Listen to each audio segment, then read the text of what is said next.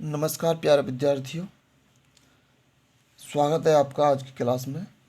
और आज हम भारतेंदु हरिश्चंद्र द्वारा लिखित प्रेम माधुरी का अध्ययन करेंगे। इसमें जो पहला सवैया है वो इस प्रकार है। मार्ग प्रेम को समझे हरिश्चंद्र, यथारथ होत यथा है। लाभ कछु न पुकारन में, बदनाम ही हो न की सारी कथा है। जानत है जिय मेरो भली विद, और उपाय सबे व्यर्था है। बाबरे हैं ब्रज के सिगरे, मोहि नाहक पूछत कौन बिथा है। तो सबसे पहले हम इसका अर्थ करेंगे, उसके बाद इसका किस तरह से संदर्भ, प्रसंग, व्याख्या और काव्य सौंदर्य लिखा जाता है, सब कुछ हम आज इस वीडियो में देखेंगे। और इसके अलावा किस तरह से एग्जाम में से लिखा जाता है ये भी हम देखेंगे। तो ये हो गया इसका वाचन, और सबसे पहले लिखते हैं इसका संदर्भ। तो मैंने सब पहले से लिख कर तैयार कर लिया है, क्योंकि मैं साथ ही साथ लिखता तो वीडियो काफ़ी लंबा हो जाता, इसलिए पहले मैंने लिख लिया है और उसके बाद आपको मैं समझाऊंगा। तो इस तरह से ये सबसे पहले आपको जो पूरा पद है उसकी आगे के 2-3 शब्द और लास्ट वाले 2-3 अक्षर शब्द लिखने के बाद बीच में इस तरह से डॉट डॉट डॉट लगा देने हैं। इसके बाद आपको काले पेन से संदर्भ लिखना है। संदर्भ में आप लिखेंगे, प्रस्तुत पद्यांश हमारी पाठ्य पुस्तक हिंदी के काव्य खंड में संकलित प्रेम माधुरी। प्रेम माधुरी जो टॉपिक का नाम है, आपको ब्लैक पेन से लिखना है, से अवतरित है। इसके रचयिता भारतेंदु हरिश्चंद्र जी हैं। प्रस्तुत पद्यांश हमारी पाठ्य पुस्तक हिंदी के काव्य खंड के संकलित प्रेम माधुरी से अवतरित है। इसके रचयिता भारतेंदु हरिश्चंद्र जी हैं। तो इस तरह से ये हो गया इसका संदर्भ। इसके बाद आता है प्रसंग। तो प्रसंग लिखने के लिए क्या करते हैं कि जो भी इस पूरे पद में बताया गया है उस टॉपिक को अपने शब्दों में लिखा जाता है। तो वही हमारा प्रसंग होता है कि आखिर ये किसके बारे में बताया गया है। इसके बाद में प्रसंग की बात कर लेते हैं। तो देखिए, ये प्रसंग है। प्रसंग लिखेंगे आप काले पेन से ही, प्रसंग हेडिंग डालेंगे और इसमें लिखेंगे, इस पद्यांश में नायिका की प्रेम पीड़ा का दूसरों के सामने न प्रकट करने का वर्णन है। इस पद्यांश में नायिका की प्रेम पीड़ा का दूसरों के सामने न प्रकट करने का वर्णन है। इसके बाद में व्याख्या लिखेंगे। तो व्याख्या लिखने से पहले हम इस पद का अर्थ समझ लेते हैं। तो मार्ग प्रेम को समझे हरिश्चंद्र। हरिश्चंद्र जी कहते हैं कि एक विरह से पीड़ित एक नायिका कहती है कि प्रेम के मार्ग को कौन समझ सकता है, अर्थात प्रेम के मार्ग को कोई नहीं समझ सकता है। यथार्थ होत यथा है, इसे वही समझ सकता है जिसने प्रेम किया हो। जिसने प्रेम किया हो वही समझ सकता है। लाभ कछु न पुकारन में, बदनाम ही होने की सारी कथा है। अपने प्रेमी का नाम पुकारने में, दूसरों को बताने में कोई लाभ नहीं है, बल्कि इससे बदनामी ही हमें प्राप्त होती है। इसलिए अपने प्रेमी का नाम पुकारने में या किसी को बताने से कोई लाभ नहीं है। जानत है जिय मेरो बलिविंद। जिय का मतलब मेरा मन या मेरा हृदय।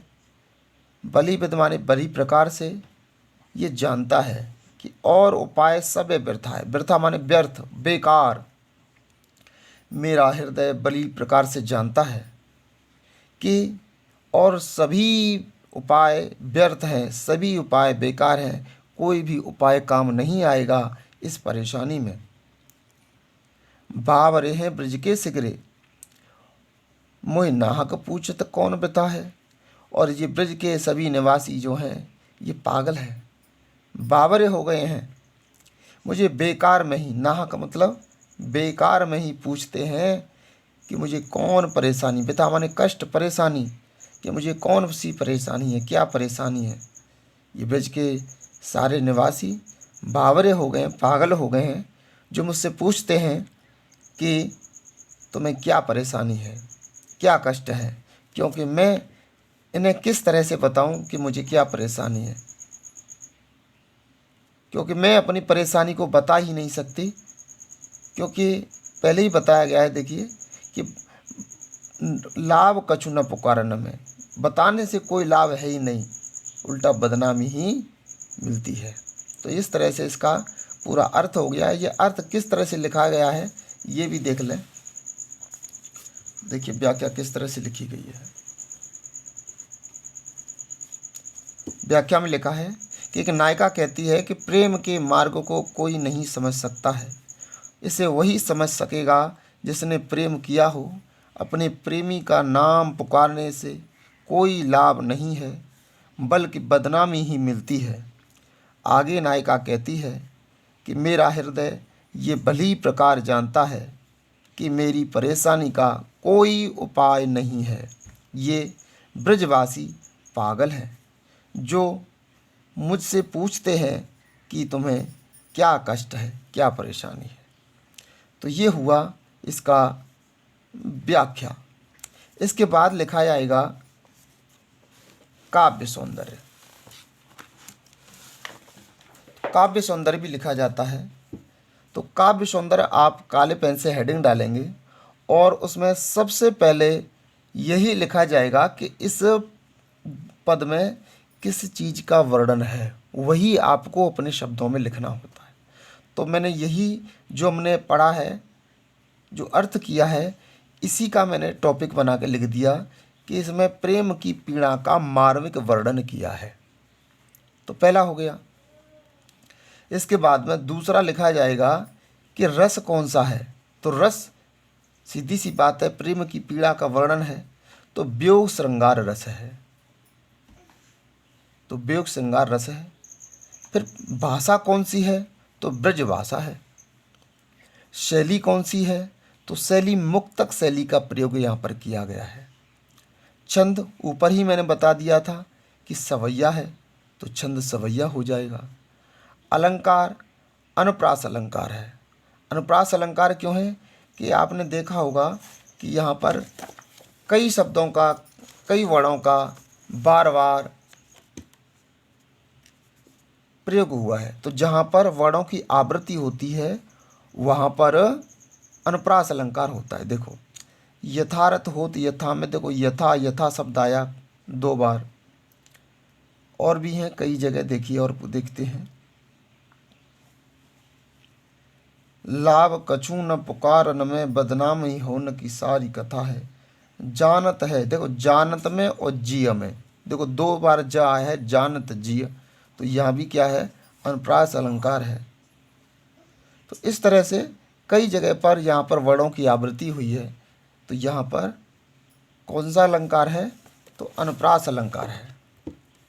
गुड़, गुड़ माधुर्य है।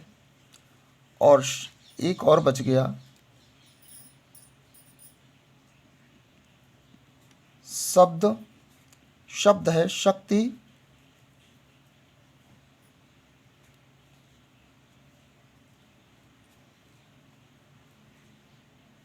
लक्षणा, शक्ति लक्षणा और लिख देंगे इसमें। तो ये भी हो गया। तो इस तरह से आप पूरा जो संदर्भ, प्रसंग और व्याख्या और काव्य सौंदर्य इस तरह से लिखेंगे, इस तरह से लिखेंगे। देखिए पहले डॉट डॉट करके लिखा है, आगे के 2 शब्दों को लिख दिया है, पीछे के 2 शब्दों को लिख दिया है, बीच में इस तरह से छोड़ दिया, इतना हम फिर आप जानते हैं। इसके बाद संदर्भ है। संदर्भ में लेखक का नाम और शीर्षक का नाम, ये दोनों ब्लैक पेन से थोड़ा सा डार्क लिखे जाएंगे। इसके बाद प्रसंग लिखा गया है, प्रसंग के बाद व्याख्या किस तरह से लिखी गई है, और उसके बाद काव्य सौंदर्य किस तरह से लिखा गया है। अगर इस तरह से आप अगर लिखते हैं पूरा एग्ज़ाम में तो निश्चित ही आपको अच्छे मार्क्स मिलेंगे, आपको मार्क्स नहीं कटेंगे।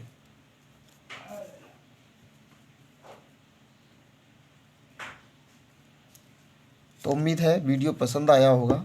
अगर आपके लिए ये वीडियो हेल्पफुल है तो इसे अपने दोस्तों के साथ शेयर कीजिए, लाइक करिए, और चैनल को सब्सक्राइब नहीं किया है तो सब्सक्राइब कर लीजिए। तो मिलते हैं अगले वीडियो में। नमस्कार।